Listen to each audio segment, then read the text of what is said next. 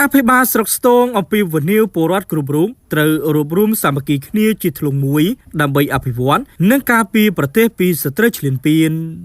លោកអភិបាលស្រុកស្ទងអំពីវនីវពលរដ្ឋគ្រប់រូបត្រូវរួបរวมសាមគ្គីគ្នាជាធ្លុងមួយដើម្បីអភិវឌ្ឍនិងការពារប្រទេសពីសត្រូវឈ្លានពានលោកសាយកំឡំបានអំពីវនីវដូចនេះក្នុងឱកាសដែលលោកអញ្ជើញជាអធិបតីភាពក្នុងពិធីសំណេះសំណាលសួរសុខទុក្ខចែកអំណោយជូនគ្រួសារជនភៀសសឹកនិងគ្រួសារវីរៈកងទ័ពជួរមុខកាលពីរសៀលថ្ងៃទី10ខែមករាឆ្នាំ2026នៅស្រុកស្ទងខេត្តកំពង់ធំ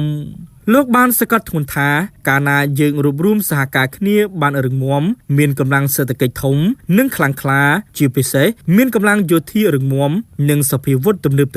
នោះធ្វើឲ្យប្រទេសជាតិយើងមានសក្តានុពលនិងមិនមានការហ៊ានយាយីពីសត្រូវឈ្លានពាននានាឬប្រទេសជិតខាងឡើយ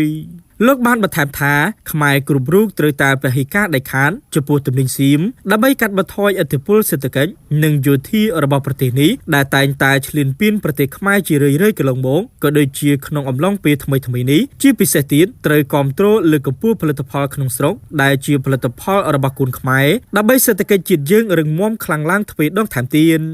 ទន្ទឹមនឹងនេះលោកអភិបាលស្រុកស្ទងបានអំពាវនាវដល់ក្រុមហ៊ុនអាតូមីកម្ពុជានិងសប្បុរសជនជិតឆ្ងាយសូមបន្តជួយសហការឧបត្ថម្ភគាំទ្រដល់ជនភៀសសឹកគ្រួសារយោធាដែលបានកំពុងមកដល់មូលដ្ឋានស្រុកស្ទងក្នុងបបផែនសមរភូមិក្រោយនិងរួបរวมសាមគ្គីលើកកម្ពស់ខ្មែរជួយខ្មែរក្នុងគ្រាមានអាសន្ន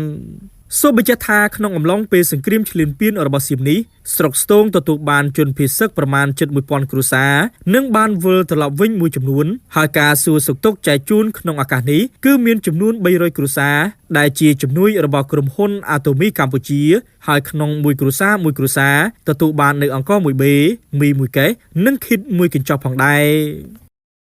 នាំមកជូនដោយហាងនៅសាលៀនមានលក់អគាររថយន្តគ្រប់ប្រភេទទំនាក់ទំនងលេខទូរស័ព្ទ088 99 72 168